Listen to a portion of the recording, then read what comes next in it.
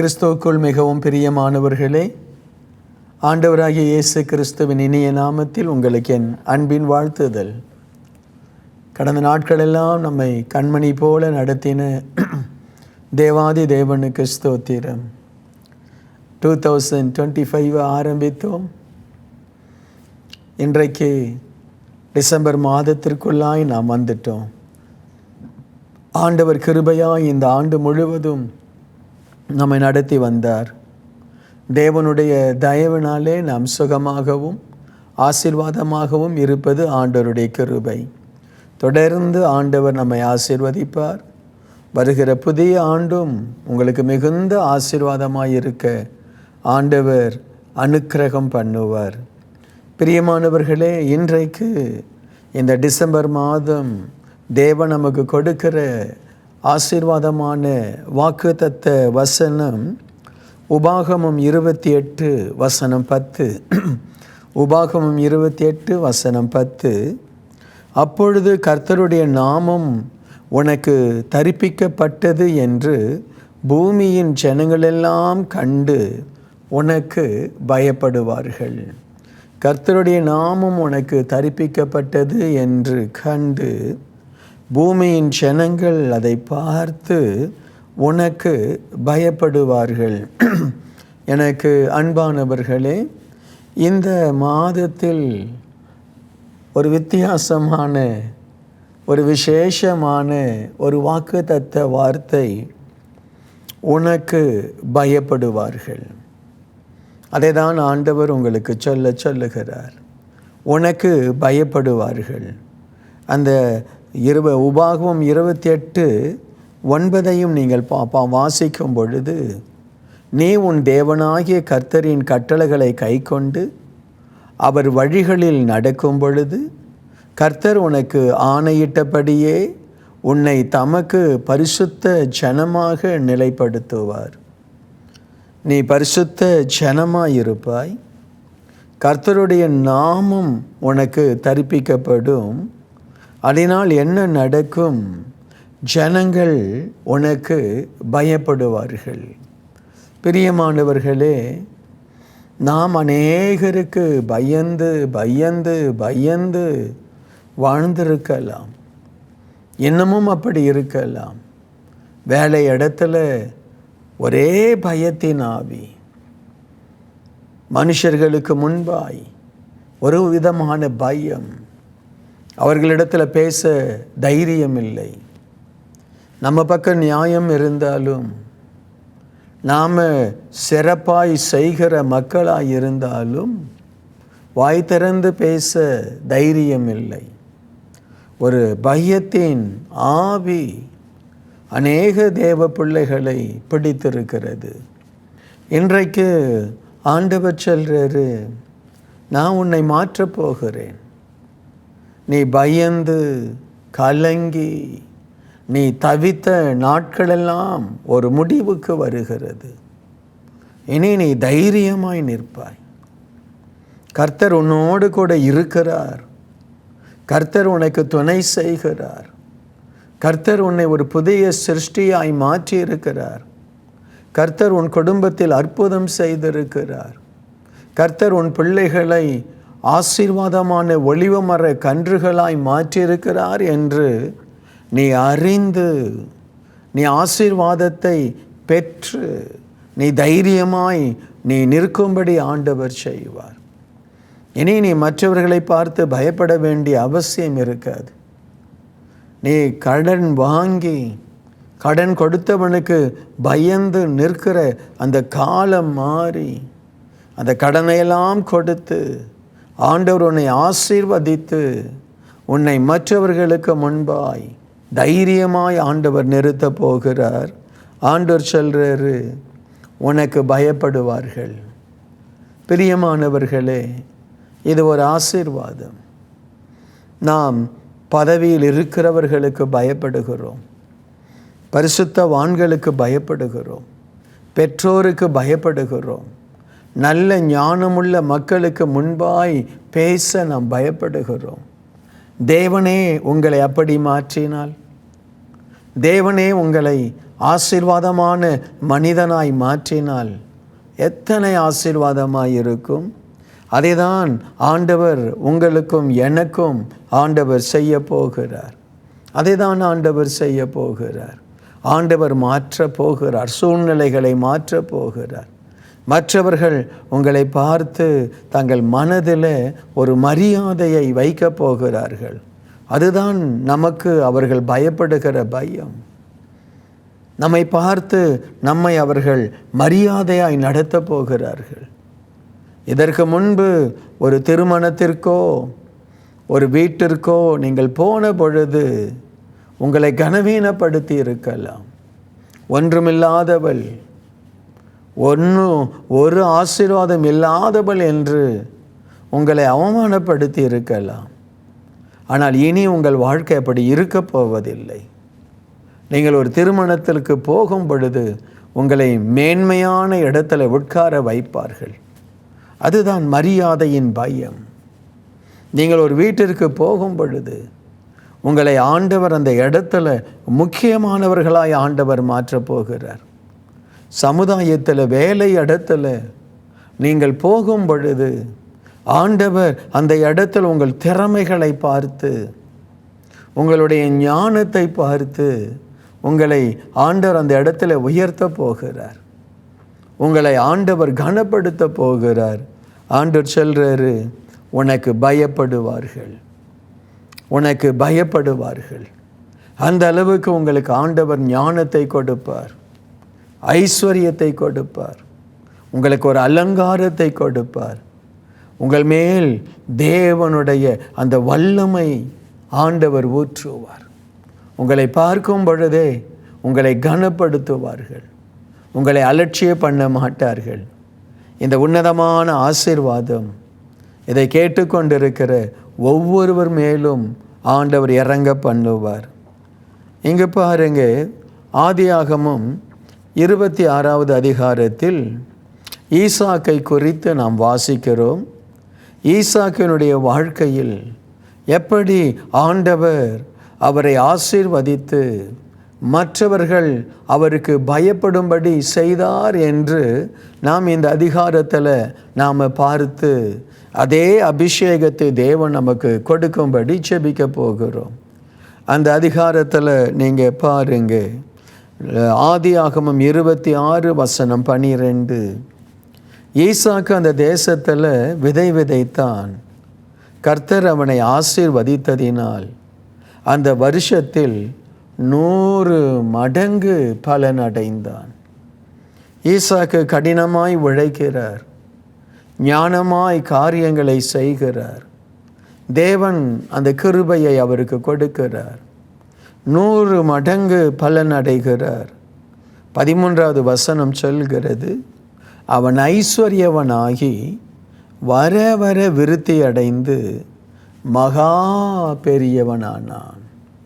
அவன் ஐஸ்வர்யவனாகி வர வர விருத்தி அடைந்து மகா பெரியவனானான். பிரியமானவர்களே, மற்றவர்கள் உங்களை பார்த்து பயப்படணும், உங்களை பார்த்து உங்களுக்கு மரியாதை கொடுக்கணும், உங்களை கனப்படுத்தணும், உங்களை ஒரு தேவ சமூகத்திலேயோ தேவாலயத்திலேயோ உங்களுடைய குடும்பத்தின் மத்தியிலேயோ நீங்கள் ஐஸ்வர்யமாய் மாறணும், நீங்கள் விருத்தி அடையணும், நீங்கள் எல்லாவற்றிலும் உயர்த்தப்படணும். ஞானத்தில், கிருபையில், தயவில், பதவியில். இந்த ஈசாக்குக்கு அப்படிப்பட்ட ஒரு கிருபை இருந்தது. நீங்கள் பார்த்தால் அந்த 26:14 அவனுக்கு ஆட்டு மந்தையும் மாட்டு மந்தையும் அநேக பணிவிடைக்காரரும் இருந்தபடியினால் பெலிஸ்தியர் அவன் மேல் போராமை கொண்டார்கள். பிரியமானவர்களே, நீங்கள் உயர்த்தப்படுறீங்க அப்படின்னாலே உங்களை பார்த்து ஜனங்கள் போராமைப்படுவார்கள். ஐயோ, இவங்க என் கிட்ட முன்ன மாதிரி பிரியமாக இல்லை, இவங்க முன்ன மாதிரி என் கிட்ட அன்பாக இல்லை. அது மிக மிக சாதாரணமான விஷயம். தேவன் உங்களை ஆசீர்வதிக்கும் பொழுதே மற்றவர்கள் பொறாமைப்படுவார்கள். அடுத்து அவங்க என்ன செய்கிறாங்க பாருங்க, 26:15 அவன் தகப்பனாகிய ஆபிரகாமின் நாட்களில் அவனுடைய வேலைக்காரர் வெட்டின துறவுகளெல்லாம் தூர்த்து மண்ணினால் நிரப்பி போட்டாங்க. நாம் நம்முடைய ஆசீர்வாதத்தை கெடுப்பார்கள். ஏனென்றால் நம்மை குறித்த ஒரு பயம் அவங்களுக்கு வந்துடுச்சு. நம்மளை குறித்த ஒரு பயத்தின் ஆவி பிடித்து விட்டது. ஐயோ, இவன் அதிகமாய் விருத்தி அடைகிறானே, இவன் செய்வதெல்லாம் வாய்க்குதே, ஆகவே அந்த கிணற்றை நாம் தூர்த்து போடுவோம். அவன் மேலே வரக்கூடாது. அவனுக்கு விரோதமாய் பொறாமை படுகிறார்கள். உங்களுக்கு அப்படிப்பட்ட சூழ்நிலை உங்களை சுற்றி வந்து கொண்டிருக்கிறதா? உங்களை குறித்து தவறானதை செய்கிறார்களா? கவலைப்படாதீங்க. ஆண்டவர் உங்களை விருத்தி அடையவும், உங்களை பெரியவன் ஆக்கவும், உங்களை ஐஸ்வர்யவனாய் மாற்றவும் செய்யும் பொழுது அப்படிப்பட்ட சூழ்நிலைகள் உருவாகுவது இயல்பு.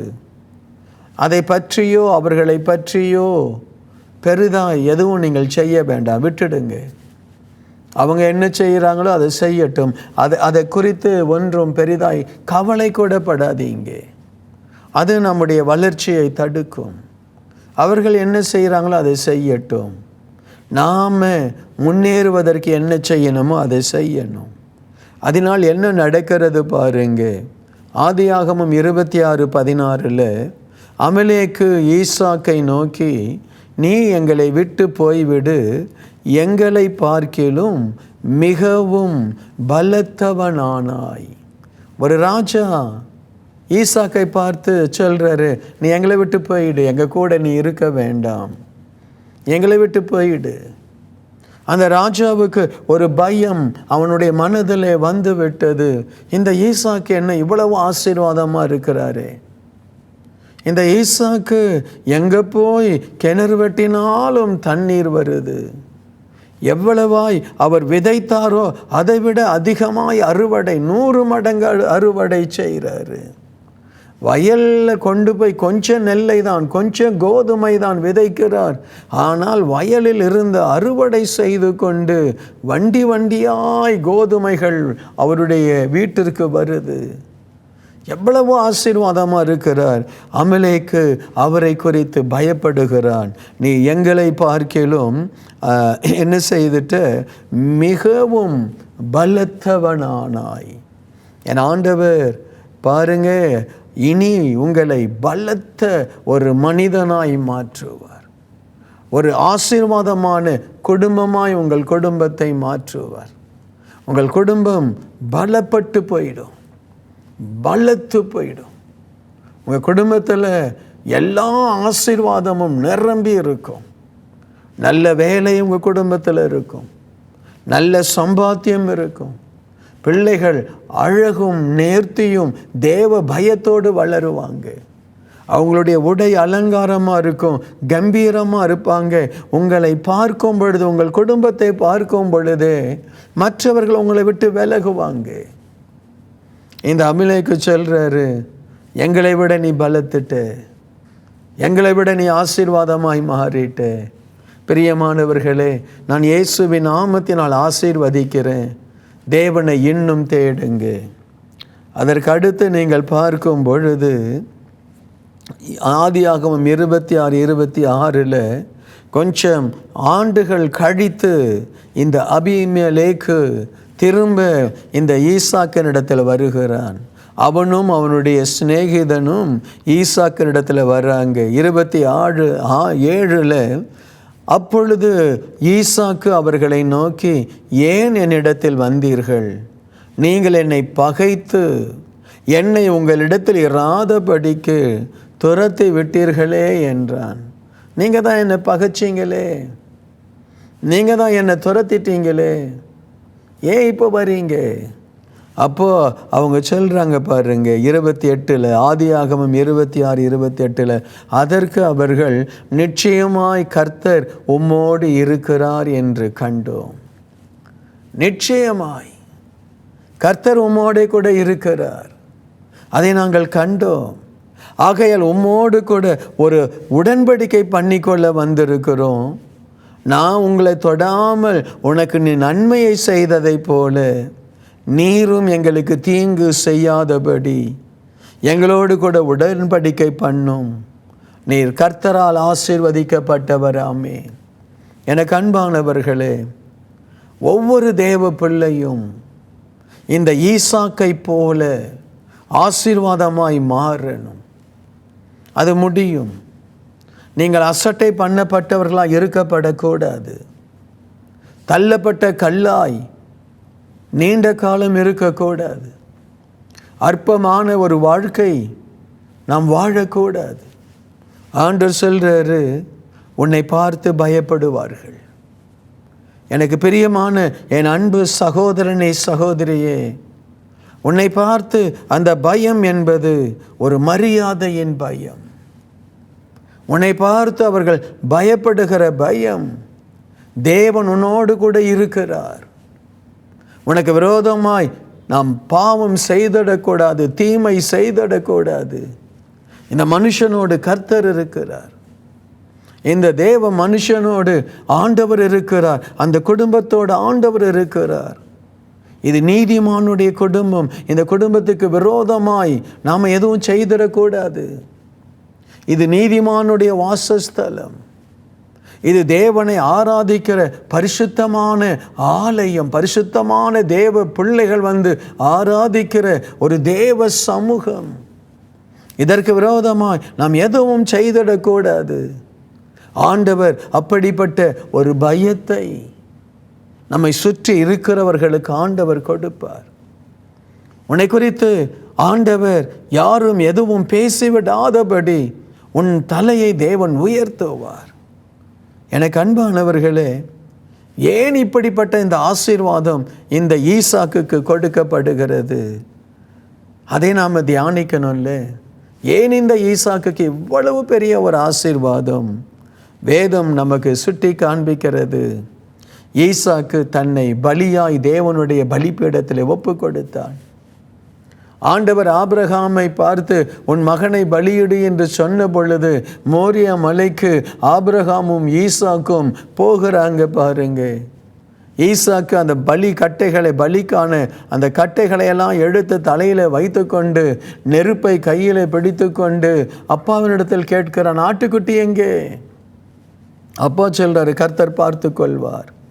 அந்த இடத்துல போகும் பொழுது அந்த பலிபீடத்தை ஆயத்தப்படுத்தி அந்த விறகுகளையெல்லாம் வைத்து 18 வயது 20 வயது ஈசாக்கை தகப்பன் சொல்றாரு, நீதான் ஆடு, பலிபீடத்தில் படு. அந்த ஈசாக்கு தேவனுக்கு பயந்து தன்னை பலியாய் கொடுத்தான். எனக்கு அன்பானவர்களே, தேவனுக்கு பயப்படுகிற இருதயம் உங்களுக்கு இருக்குமானால், தேவனுக்கு நீங்கள் பயந்து உங்களை அர்ப்பணிப்பீர்களே ஆனால், இந்த உலகம் உங்களை பார்த்து பயப்படும்படி தேவன் உங்களை மாற்றுவார். உங்கள் சொந்த குடும்பமே உங்களை பார்த்து பயப்படும். அப்பா ஜெபிக்கிற மனுஷன், அவர் முழங்காலில் நிற்கிற மனுஷன், அப்பாவை நாம் வேதனைப்படுத்தக்கூடாது. அம்மா ஜெபிக்கிற மகள், அம்மா தேவனுடைய சமூகத்தில் இருக்கிற மகள்.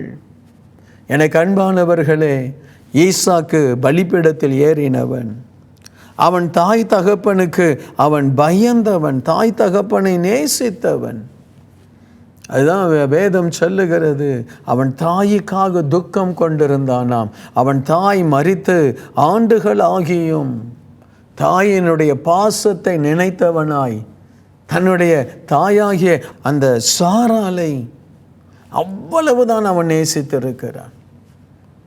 ஆபிரகாமை அவ்வளவுதான் நேசித்திருக்கிறான். ஆபிரகாமையும் சாராளையும் நேசித்து அவங்க மேலே அவங்க சொன்னதுக்கெல்லாம் கீழ்ப்படுகிறான். ஆபிரகாம் சொல்றாரு, என் மகனுக்கு என் சொந்த தேசத்திலிருந்து பெண் கொண்டு வா. அதே போல அவன் திருமணம் செய்த அந்த மகள் கூட தேவனுக்கு பயந்து பணிவிடை செய்கிற, தேவனுடைய சித்தத்தை ஏற்றுக்கொண்டு, எலியேசர் சொல்கிறான், நான் ஜெபம் பண்ணேன், என் எஜமானுக்கு இப்படிப்பட்ட பொண்ணு தான் வரணும்னு ஜெபம் பண்ணேன். இது யார் என்று தெரியாது, எலியேசர் யார் என்று தெரியாது. ஆபிரகாம் என்று ஒரு குடும்பத்தில் ஒரு தன்னுடைய தகப்பனார் குடும்பத்தை சார்ந்த ஒரு மனிதன் உண்டு என்று தெரியும். ஆனால் அவர்கள் எப்படிப்பட்டவர்கள், எப்படி வாழ்கிறாங்க ஒன்றும் தெரியாது. இந்த மனுஷன் சொல்கிறான், நான் ஜெபம் பண்ணேன், நீ வந்து அந்த ஜெபத்திற்கு இணங்கி, தேவனுடைய வார்த்தைக்கு இணங்கி வந்த ஒரு நல்ல மனைவியை ஆண்டவர் அவனுக்கு கொடுத்தார். அவனுடைய குடும்பம் அலங்காரமாக இருந்தது. ஆகவே அந்த அபிமெலேக்கு சொல்கிறாரு, உன்னை பார்த்தாலே எங்களுக்கு பயமாக இருக்குது, கர்த்தரும் கூட இருக்கிறாரு. எனக்கு அன்பானவர்களே, நீங்கள் யார்? நீங்கள் ஈசாக்கை போல தேவனுக்கு பயப்படுகிற ஒரு தேவ மனுஷனா? ஈசாக்கை போல பலிபீடத்தில் ஏறுகிற ஒரு தேவ மனுஷனா? ஈசாக்கை போல தேவனுக்கு பலிபீடம் கட்டுகிற ஒரு மனிதனா? ஆண்டவர் சொல்றாரு, நான் உன்னை ஆசீர்வதிப்பேன். சில ஆண்டுகள் ஆகலாம், இன்றைக்கு வெறுமையா இருக்கலாம், இன்னைக்கு ஆண்டவருடைய பலிபீடத்தில் ஏறுங்க. இன்னைக்கு ஆண்டவருக்கு பயப்படுங்க, ஆண்டவருடைய சித்தத்தை செய்ய அர்ப்பணியுங்க. சீக்கிரமாய் சூழ்நிலை மாறப்போகிறது. ஆண்டவர் மற்றவர்கள் உங்களை கண்டு பயப்படும் அளவிற்கு உங்களை உயர்த்தி ஆண்டவர் வைக்க போகிறார். ஈசாக்கை கண்டு ஜனங்கள் பயந்தார்கள். ஏனென்றால் தேவன் அவனோடு இருந்தார். அவன் அவ்வளவு விருத்தி அடைந்தான்.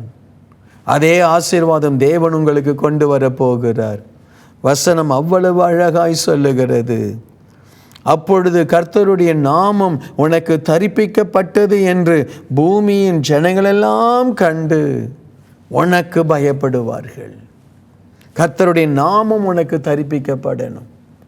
நீ இயேசுவின் பிள்ளை, நீ இயேசுவின் ஊழியக்காரன், நீ சபையில் தேவனுடைய ஊழியத்தை செய்கிற ஒரு ஊழியக்காரன், ஒரு சபையில் ஊழியக்காரனோடு நீ இணைந்து நிற்கிற ஒரு நல்ல விசுவாசி, ஒரு நல்ல ஜெபிக்கிற ஒரு தாய், ஒரு நல்ல ஜெபிக்கிற ஒரு தகப்பன்.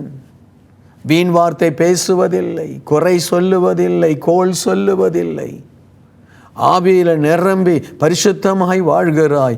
ஆண்டவர் சொல்றாரு, நான் உன்னை மற்றவர்களுக்கு மத்தியில் நான் உயர்த்துவேன்.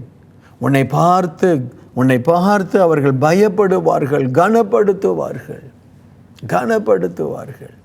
இது தேவனுடைய பிள்ளைகளுக்கு ஆண்டவர் கொடுக்கிற ஒரு கிருபை. தேவனை ஆராதிக்கிற உன்னை இஷ்டம் போல பேசிட முடியாது.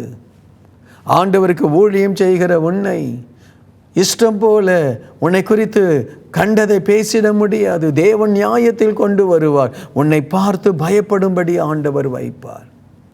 நீ ஆண்டவருடைய பாதத்தில் வேதத்தை வாசித்து முழங்காலில் நின்று ஜெபித்து கொண்டிருக்கிறாய். உன் வேலை இடத்துல தேவன் உன்னை உயர்த்திடுவார். உன் பிஸ்னஸில் தேவன் உன்னை உயர்த்திடுவார். உன்னை பார்க்கும் பொழுதே மற்றவர்கள் கனப்படுத்துவார்கள். அப்படிதான் வேதத்தில் தாவீதை பார்த்து சவுல் பயந்தான் என்று அத்தனை இடத்துல வேதத்தில் பார்க்கிறோம். தாவீது மகா புத்திமானாய் நடந்து கொண்டான். அவன் போகிற இடத்திலெல்லாம் புத்திமானாய் நடந்து கொண்டான். கர்த்தர் அவனோடு கூட இருக்கிறார். அதை கண்டு அந்த சவுல் அப்படிதான் தாவீதுக்கு பயந்தான் என்று வேதம் சொல்லுகிறது பாருங்க. அந்த அளவிற்கு தாவீதுக்கு பயந்தான் பாருங்க. 1 சாமுவேல் 18:12 கர்த்தர் தாவீதோடு கூட இருக்கிறார் என்றும் தன்னை விட்டு விலகி போனார் என்றும் சவுல் கண்டு தாவீதுக்கு பயந்தான். அதே 1 சாமுவேல் 18:15 அவன் மகா புத்திமானாய் நடக்கிறதை சவுல் கண்டு அவனுக்கு பயந்தான். கர்த்தர் தாவீதோடு இருக்கிறார் என்று சவுல் கண்டறிந்து கொண்டான். சவுலின் குமாரத்தியாகிய மீகாலும் அவளை நேசித்தாள். 18:29 ஆகையால் சவுல் இன்னும் அதிகமாய் தாவீதுக்கு பயந்தான். ராஜா தாவீதுக்கு பயப்படுகிறான். யார் இந்த தாவீது? தேவனை ஆராதிக்கிறவன், கர்த்தருடைய இருதயத்திற்கு ஏற்றவன், கர்த்தருடைய தீர்க்கதரிசி, கர்த்தருடைய ஒரு உன்னதமான ஒரு பணிவிடைக்காரன். நீங்களும் அப்படி மாறணும், நானும் அப்படி மாறணும். கர்த்தருடைய ஆவியினால் நிரம்பினவன், கர்த்தருடைய கிருபையினால் நிரம்பினவன். தாவீதை பார்த்து அவருக்கு நித்திய கிருபையை தேவன் கொடுத்தார். இந்த தேவ செய்தியை கேட்கிற எனக்கு பிரியமான வாலிபனே, உன்னை பார்க்கிறவர்கள் உன்னை பார்த்து பயப்படணும். இவனுக்குள்ள விசேஷித்த ஞானம் இருக்கு, இவனுக்குள்ள கிருபை இருக்கு, இவனுக்குள்ள பரிசுத்தம் இருக்கு, இவனுக்குள்ள அன்பு இருக்கு, இவனுக்குள்ள தாழ்மை இருக்கு, இவன் நீதிமானா இருக்கிறான், இவன் உண்மையானவனா இருக்கிறான், இவனை நாம டச் பண்ணவே கூடாது. கர்த்தருடைய ஆவி அவனுக்குள்ள இருக்கு, இவன் பரிசுத்தவானா இருக்கிறான், நீதிமானா இருக்கிறான், மகா புத்திமானா இருக்கிறான். ஆண்டவர் சொல்றாரு, நீ அப்படி மாறு. உன்னை கண்டு அநேகர் பயப்படுவார்கள். உன்னை எதிர்த்து நிற்க யாருமே இருக்க மாட்டாங்க. உனக்கு விரோதமாய் உனக்கு எதிர்த்து நிற்க யாருமே இருக்க மாட்டாங்க. எல்லாரும் உன்னை கண்டு பயப்படுவார்கள், வந்து உன்னை வணங்குவார்கள். கர்த்தர் உன் கூட இருக்கிறார், உன்னை வணங்குவார்கள். அந்த அபிஷேகத்தை நீங்களும் நானும் பெறணும். ஆண்டவர் சொல்றாரு, உன்னை பார்த்து பயப்படுவார்கள். அப்படியே ஆண்டவருடைய சமூகத்தில் நம்ம ஜெபிக்கலாமா? நாம் யாரையும் பயமுறுத்த போகிறதில்லை. அந்த தேவனுடைய ஞானம், அந்த தேவனுடைய கிருபை, அந்த தேவனுடைய அபிஷேகம் மற்றவர்கள் நம்மை கனப்படுத்தும்படி செய்யும். நல்ல பிதாவே, இந்த 2025 எங்களை இதுவரை நீங்கள் கொண்டு வந்துட்டீங்கப்பா. கோடி ஸ்தோத்திரங்கள் ஐயா, கோடி ஸ்தோத்திரங்கள் ஐயா, கோடி ஸ்தோத்திரங்கள் ஐயா. எப்பொழுதும் என் அன்பு தகப்பனே, இந்த தேவ செய்தியை கேட்டுக்கொண்டிருக்கிற என் அன்பு சகோதர சகோதரிகளுக்காய் நான் ஜெபிக்கிறேன். அப்பொழுது கர்த்தருடைய நாமம் உனக்கு தரிப்பிக்கப்பட்டது என்று பூமியின் ஜனங்களெல்லாம் கண்டு உனக்கு பயப்படுவார்கள். ஆண்டவரே, எங்கள் பிள்ளைகள் உம்முடைய நாமத்தினாலே ஆசீர்வாதமாய் மாறணும். யாரும் இவர்களை கேவலப்படுத்தக்கூடாது, யாரும் இவர்களை தூஷிக்கக்கூடாது, யாரும் இவர்களை அற்பமாய் நினைக்கக்கூடாது. குடும்பத்தில் கணவன் மனைவியை அற்பமாய் நினைக்கக்கூடாது, மனைவி புருஷனை அற்பமாய் நினைக்கக்கூடாது. சபையில் விசுவாசிகளை ஊழியக்காரன் அற்பமாய் நினைக்கக்கூடாது, ஊழியக்காரனை விசுவாசிகள் அற்பமாய் நினைக்கக்கூடாது. தேவ மனுஷனுக்கு விரோதமாய் வாய் பேச ஒருவருக்கும் ஆண்டவரே தைரியம் இருக்கக்கூடாது. ஏனென்றால் உம்முடைய பிள்ளைகளை கண்டு ஆண்டவரே இந்த உலகம் பயப்படும். ஆண்டவரே, உம்முடைய பிள்ளைகளை கண்டு உம்மால் அழைக்கப்பட்டு அபிஷேகிக்கப்பட்டு உம்மை நேசிக்கிற உம்மை ஆராதிக்கிற உம்முடைய பிள்ளைகளை கண்டு மற்றவர்கள் பயப்படுவார்கள். உன்னை பார்த்து அவர்கள் பயப்படுவார்கள் என்று நீர் சொன்ன இந்த வார்த்தையின்படி உம்முடைய பிள்ளைகளை நீர் கனத்திற்குரியவர்களாய், ஆசீர்வாதமானவர்களாய், ஐஸ்வர்யவான்களாய், சகல நன்மையினால் நிறைந்தவர்களாய், அவர்கள் இருக்கிற அந்த வீடு ஆசீர்வாதத்தினால் நிரம்பின வீடாய், அவர்கள் வேலை செய்கிற இடத்துல மற்றவர்களை விட உண்மை உள்ளவர்களாய், உத்தமர்களாய், கடினமாய் உழைக்கிறவர்களாய், ஆண்டவரை அந்தஸ்து உள்ளவர்களாய் நீர் மாற்றும்படி நான் ஜெபிக்கிறேன். இந்த வருஷம் நீங்க ஆசீர்வதித்தீங்க. இந்த டிசம்பர் மாதத்திலும் கிரீடமாய் இவர்கள் மேல் ஞானத்தை வையும், அபிஷேகத்தை வையும், ஐஸ்வர்யமும் ஆசீர்வாதமும் பெருகட்டும். கர்த்தருடைய பலிபீடத்தில் தங்களை அர்ப்பணித்து ஆண்டவரே உமக்கு முன்பாய் பயந்து நடுங்கி பரிசுத்த வாழ்க்கையை வாழட்டும். இந்த உலகத்தில் இவர்களை மேன்மையாய் நீர் வையும். இந்த உலகத்தில் ஆண்டவரே, இந்த உபாகமம் 28:10 ஆண்டவரே, இவர்களுக்கு இந்த உலகத்தின் ஆண்டவரே வல்லமைகள் தலைகுனியும்படி நீர் செய்யும். இந்த உலகத்தில் இருக்கிற ஆவிகள் தலைகுனியும்படி நீர் செய்யும். உம்முடைய பிள்ளைகளை ஆண்டவரே மற்றவர்களுக்கு முன்பாய் நீர் மேன்மையாய் நிறுத்தி இவர்களை கனப்படுத்தும்படி ஆசீர்வதியும். ஒவ்வொருவரையும் நான் ஆசீர்வதிக்கிறேன், ஒவ்வொருவரையும் ஆசீர்வதிக்கிறேன். தேவ கிருபை இவர்கள் மேல் இருக்கட்டும். இயேசுவின் நாமத்தில் ஜெபிக்கிறேன் பிதாவே. ஆமேன், ஆமேன். பிரியமானவர்களே, தேவன் உங்களை அதிகமாய் உயர்த்துவார். நீங்கள் தேவனை உயர்த்தி கொண்டே இருக்கணும். God bless you. அன்பார்ந்த நேயர்களே, இந்நிகழ்ச்சியின் மூலம் நீங்கள் பெற்றுக்கொண்ட ஆசீர்வாதங்களை எங்களோடு பகிர்ந்து கொள்ளுங்கள். உங்களுடைய தெளிவான முகவரி மற்றும் தொலைபேசி எண்ணோடு சேர்த்து எழுதி அனுப்ப வேண்டிய முகவரி கிங் ஆஃப் க்ளோரி, எண் 4, new salt colony, Tiruchendur road, Thoothukudi 628001. உங்கள் ஜெபத் தேவைகளுக்கு எங்களை தொடர்பு கொள்ள வேண்டிய தொலைபேசி எண்கள் 0414200675 மற்றும் 8220014177. நீங்கள் இந்த ஊழியத்தை தாங்க விரும்பினால் உங்கள் காணிக்கைகளை கிங் ஆஃப் க்ளோரி என்ற பெயருக்கு காசோலையாகவோ அல்லது டிமாண்ட் டிராஃப்டாகவோ அனுப்பலாம். எங்கள் account number 120213500003195. Bank Karur Vysya bank, branch Thoothukudi. IFSC code KVBL 0001202.